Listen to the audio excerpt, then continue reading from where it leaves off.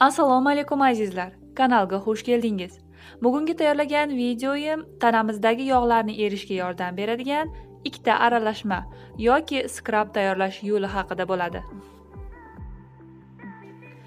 Birinchi aralashmani tayyorlash uchun zaytun yog'i, shakar, oddiy qora kofe va albatta strich paket kerak bo'ladi. Bu kremni o'z xohishingizga qarab tayyorlashingiz mumkin, ya'ni qo'yiqroq yoki suyuqroq. O'zim masalan qo'yiq ishlataman, buning uchun shakarni ko'proq qo'shaman. Agarda siz suyuqroq, ya'ni xuddi kremga o'xshash masalliqni hosil qilmoqchi bo'lsangiz, bunda zaytun yog'ini ko'proq qo'shasiz. Buning uchun 1 osh qoshiq shakar, 1 osh qoshiq kofe va 2 osh qoshiq zaytun yog'ini qo'shasiz.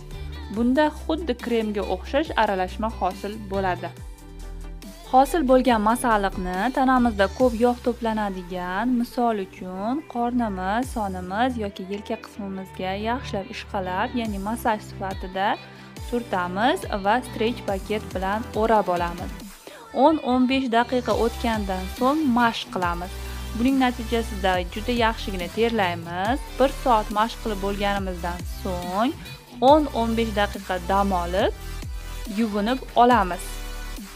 Bu aralashma tanamizdagi ortiqcha yog'larni erishga yordam berishi bilan birga terimizni silliqlashib, juda ajoyib hid taratishiga ham yordam beradi.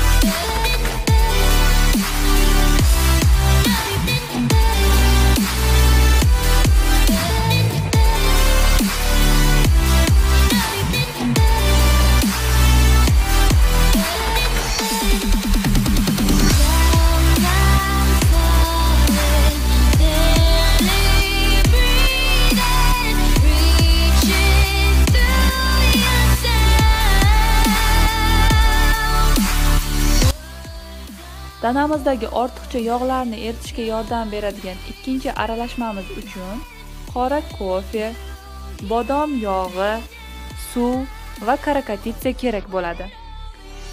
Dastlab 1 osh qoshiq kofega 2 osh qoshiq qaynagan suv solib, yaxshilab aralashtiramiz. 10-15 minut turganidan so'ng unga shirin bodom yog'ini qo'shamiz. Afsuski menda bo'lmaganligi tufayli achchiq bodom yog'idan foydalandim. So'ngra yarim choy qoshiq karakatitsa qo'shamiz. Hosil bo'lgan aralashmani tanamizda ortiqcha yog' to'planadigan qismiga, son, qorin yoki yelka sohamizga yaxshilab surtib olamiz va strich paket bilan o'rab qo'yamiz. Agarda siz mashq qilmasangiz, bironta issiqroq joyga yaxshilab o'ranib yotib oling. Bunda yaxshigina terlashingiz kerak. Agarda mashq qilsangiz, 1 soat davomida mashq qilib, so'ngra issiq suvda yuvib tashlang. Albatta bu ikki aralashmani foydalanishdan oldin o'z tanangizda sinab ko'ring. Ya'ni tanangizning biror qismiga, qo'lingiz yoki bilak sohangizga buni surtib ko'ring. Agarda allergik reaksiya bermasa, undan so'ng foydalaning.